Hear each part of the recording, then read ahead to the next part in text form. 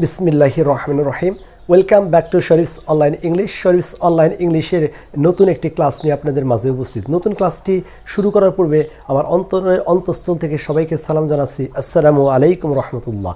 প্রিয় দর্শক বা প্রিয় ভিউয়ার্স, যারা যেখান থেকে আজকের এই ক্লাসটি উপভোগ করতেছেন, প্রত্যেকের প্রতি আমার অভিনন্দন জানাচ্ছি।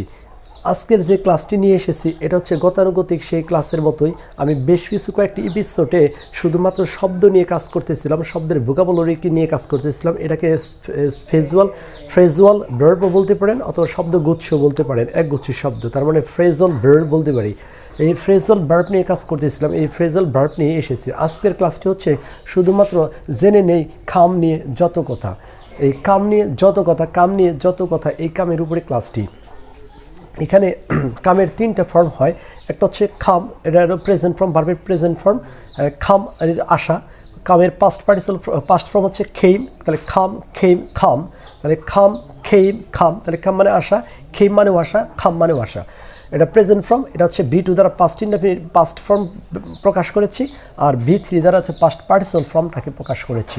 প্রিয় ভিউয়ার্স, এই শব্দগুলো শেখার পরে আপনি কীভাবে বাক্যতে ব্যবহার করবেন সেটা আপনার জরুরি। আপনি শত বাক্য শিখেছেন, শত ওয়ার্ড শিখেছেন, কিন্তু সেটা যদি বাক্যের মধ্যে অ্যাপ্লাই করতে না পারেন, তাহলে আপনার এই বাক্য বা শব্দ শেখার যে প্রচেষ্টা, তাহলে সেটা আপনার কি পরিপূর্ণ হবে না। তাই আপনি যদি অল্প সহজেই ইংরেজিটাকে আয়ত্ত করতে চান, তাহলে যখন যে ওয়ার্ডটা শিখবেন, যেখান থেকে ওয়ার্ডটা শিখেন না কেন, সেই ওয়ার্ড দিয়ে আপনি তখনই সাথে দুই একটা বাক্য বানানোর জন্য চেষ্টা করবেন, এবং একটা বাক্য বানিয়ে এটা বিভিন্ন টেন্সে পরিবর্তন করার জন্য চেষ্টা করবেন।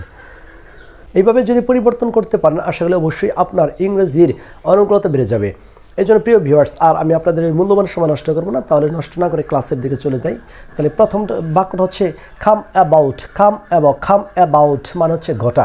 তাহলে কাম অ্যাবাউট হচ্ছে ঘটা, এটা একটা শব্দ। এখন এই শব্দটাকে যদি আমি বাক্যের মধ্যে অ্যাপ্লাই করি, তাহলে সেটা কেমন হতে পারে, তাহলে আমরা একটু দেখব। এখানে দ্য কোয়ারেল মানে ঝগড়াটি, দ্য কোয়ারেল মানে হচ্ছে ঝগড়াটি, এটা বাক্যের সাবজেক্ট হিসেবে কাজ করেছে। কেম অ্যাবাউট মানে হচ্ছে এটা ভার্বের B2, এটা কাম থেকে কেম করা হয়েছে, কাম থেকে কেম ছিল, খেম, এই যে খেম চলে আসছে।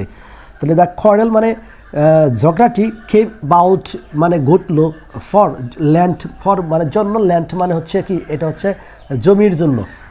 তাহলে দ্য কোয়ারেল ঝগড়াটি কাম থেকে কেম অ্যাবাউট ঘটলো, ফর জন্য, ল্যান্ড, এটা পাস্ট ইনডেফিনিট টেন্সে হয়েছে। তাহলে দ্য কোয়ারেল কেম অ্যাবাউট, ঝগড়াটি ঘটলো, ফর ল্যান্ড, জমির জন্য বা ভূমির জন্য ঝগড়াটি ঘটলো, এটা পাস্ট ইনডেফিনিট টেন্সে ব্যবহার হয়েছে বা পাস্ট ইনডেফিনিট টেন্সের একটা বাক্য। কাম অ্যাক্রোজ মানে হঠাৎ দেখা পাওয়া, তাহলে কাম অ্যাক্রোজ হচ্ছে হঠাৎ দেখা পাওয়া।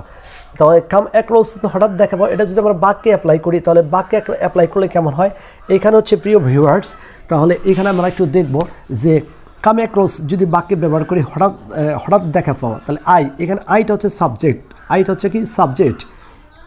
কাম থেকে কেম অ্যাক্রোজ, এটা ফ্রেজাল ভার্ব, তাহলে ফ্রেজাল ভার্ব কেম অ্যাক্রোজ, এটা হচ্ছে ভার্ব, এটা হচ্ছে কি ভার্বের হচ্ছে ভার্বের B2 হিসেবে ব্যবহার করা হয়েছে পাস্ট ইনডেফিনিট টেন্সে। তাহলে আই কেম অ্যাক্রোজ আমি সাক্ষাৎ করলাম, দেখা করলাম, তার সাথে এটা অবজেক্ট হিসেবে ব্যবহার করা হয়েছে। আর ইন দ্য কলেজে এটা হচ্ছে বাকি অংশ, এক্সটেনশন বলতে পারি, একটা জায়গা বলতে পারি।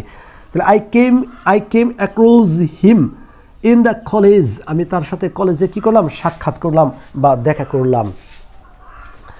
এখানে কাম বাই হচ্ছে হঠাৎ পাওয়া, তাহলে এখানে কাম বাই হঠাৎ পাওয়া। দ্য বেগার, এই যে বেগার বলতেছিলাম, দ্য বেগার এটা হচ্ছে সাবজেক্ট বাক্যের, এটা হচ্ছে সাবজেক্ট, বাক্যের সাবজেক্ট হচ্ছে দ্য বেগার, সাবজেক্ট।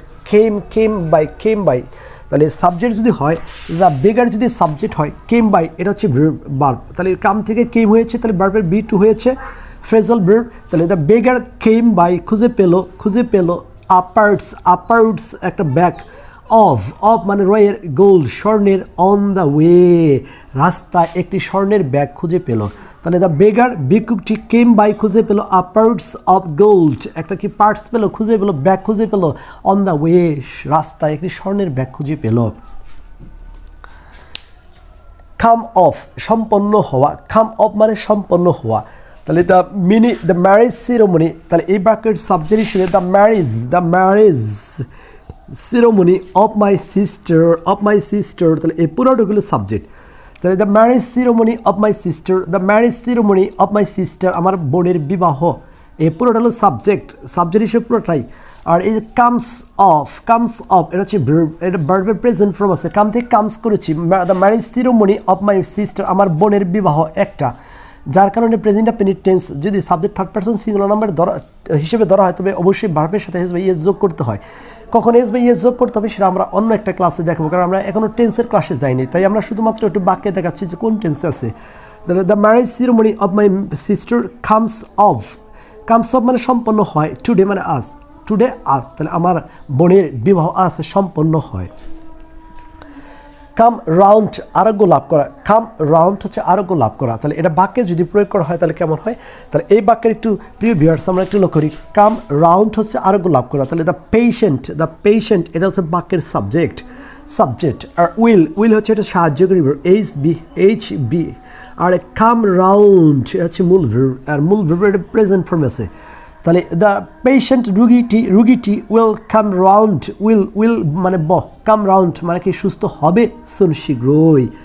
তাহলে the patient will come round soon, রুগীটি শীঘ্রই আরোগ্য লাভ করবে অথবা সুস্থ হবে।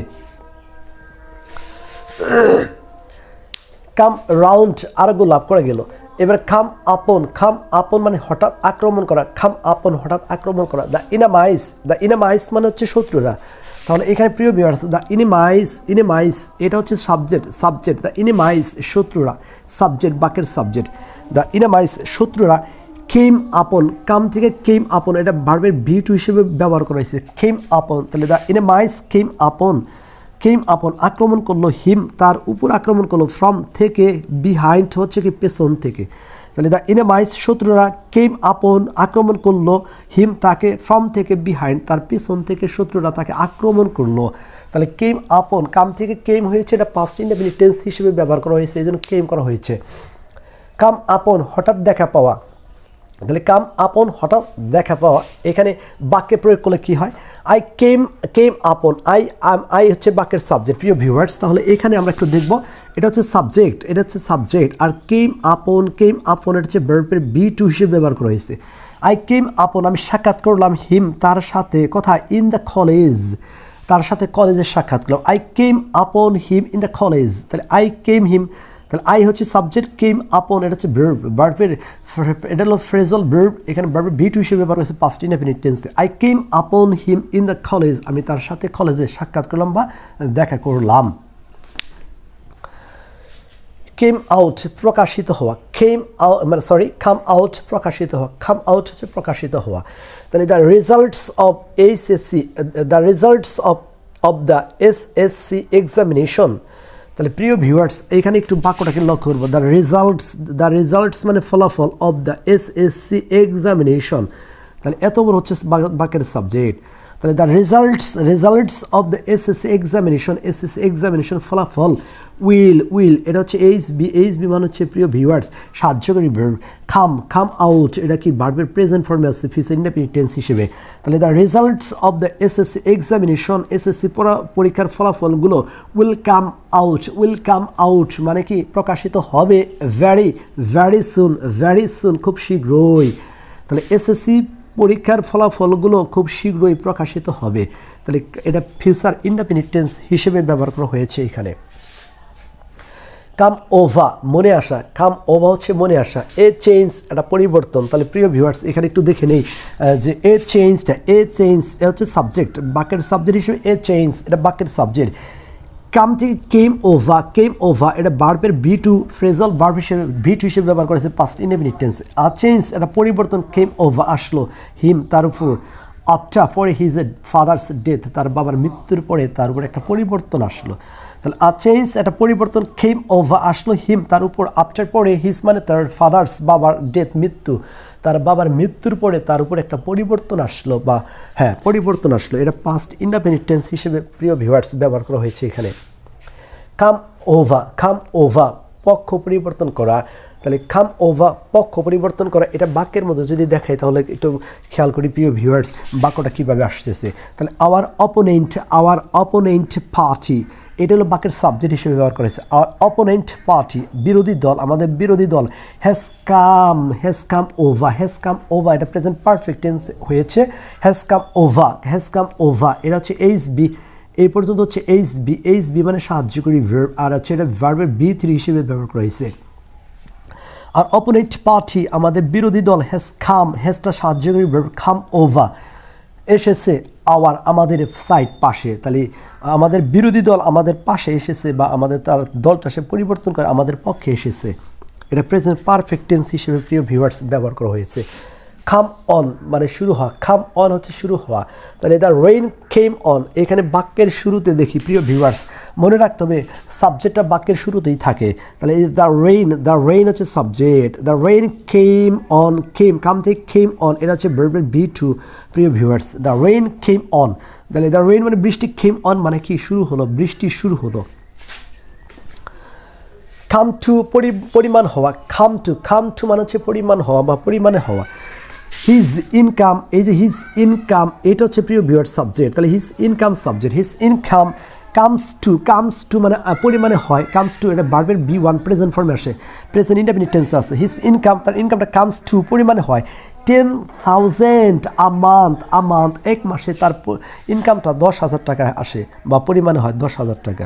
তাহলে his income comes to 10,000 a month, এক মাসে তার ইনকামটা 10,000 টাকা আসে। প্রিয় ভিউয়ার্স প্রত্যেকটা বাক্য লেখার সময় সাবজেক্ট ভার্ব এগ্রিমেন্টটাকে চিনে আপনাকে অবশ্যই একটা বাক্য যখনই পড়বেন তখনই চিন্তা করতে হবে যে এটা বাক্যের সাবজেক্টটা কি, এ বাক্যের ভার্বটা কি, এ বাক্যের অবজেক্টটা কি, এ বাক্যের প্রিপোজিশনাল ফ্রেজ কোনটা, আস্তে আস্তে আপনাকে চিনতে হবে। প্রিয় ভিউয়ার্স একবারই পারবেন না, সবসময় মনে রাখবেন বাক্যের শুরুতে যেটা থাকে সেটা হচ্ছে সাবজেক্ট। এই কথাগুলো শুধুমাত্র বেসিক লার্নার্সদের জন্য। প্রিয় ভিউয়ার্স যারা অ্যাডভান্স লার্নার্স আছেন তারা দেখলে এই দেখে যান, কিন্তু অন্য কোনো কিছু মনে করেন না যে শুধুমাত্র বেসিক নিয়ে কাজ করতেছে। প্রিয় ভিউয়ার্স আমি চাচ্ছি শুধু বেসিক যারা আছে, যারা ইংরেজি শুরু করতে চাচ্ছে, কোন জায়গা থেকে শিখবে বুঝতে পারতেছে না, প্রিয় ভিউয়ার্স আমি তাদের পাশেই বা শরীফ অনলাইন ইংলিশ তাদের পাশেই আছে এবং তাদের জন্য এই ক্লাসগুলো ডিজাইন করা হয়েছে। যারা অ্যাডভান্স লেভেলে আছেন তাদের জন্য আস্তে আস্তে ক্লাসগুলো আসবে। প্রিয় ভিউয়ার্স ধৈর্য হারা হবেন না, লেগে থাকেন, অবশ্যই একসময় আপনাদের জন্য কিছু না কিছু আসবে। প্রিয় ভিউয়ার্স আপনারা যদি এইভাবে প্র্যাকটিসগুলো করেন অবশ্যই আপনাদের দৈনন্দিন জীবনে শব্দের ভান্ডার অবশ্যই বেড়ে যাবে এবং কি অনেক শব্দের ভোকাবুলারি জানতে পারবেন এবং পার্টস অফ স্পিচের দৃষ্টিকোণ থেকে বিভিন্নভাবে আপনি বানাইতে পারবেন। এই জন্য প্রিয় ভিউয়ার্স যখন একটা ওয়ার্ড শিখবেন তখন ওই একটা ওয়ার্ড দিয়ে শত শত বাক্য বানানোর জন্য একটু চেষ্টা করবেন। তো প্রিয় ভিউয়ার্স আর কথা বলবো না, আজকে কথা বলে আপনাদের সময় নষ্ট করবো না। এই ক্লাসের মধ্যে যদি কোনো প্রকারের ভুলভ্রান্তি হয় তাহলে ক্ষমার দৃষ্টিতে দেখবেন, আর যদি একটু পরিমাণে উপকারে আসে তাহলে অবশ্যই লাইক কমেন্ট সাবস্ক্রাইব দিয়ে শরীফ অনলাইন ইংলিশের পাশে থাকবেন এবং নতুন নতুন ভিডিও বানানোর অনুপ্রেরণা দেবেন। আপনাদের অনুপ্রেরণায় আমি নতুন নতুন ভিডিও বানানোর জন্য চেষ্টা করতেছি। প্রিয় ভিউয়ার্স যেখান থেকে আজকের এই ক্লাসটি উপভোগ করতেছেন প্রত্যেকে আমার অন্তঃস্থল থেকে সালাম জানাচ্ছি এবং আল্লাহ আপনাদেরকে ভালো রাখুক এই বলে ক্লাসটি শেষ করতেছি। আসসালামু আলাইকুম রহমতুল্লাহ।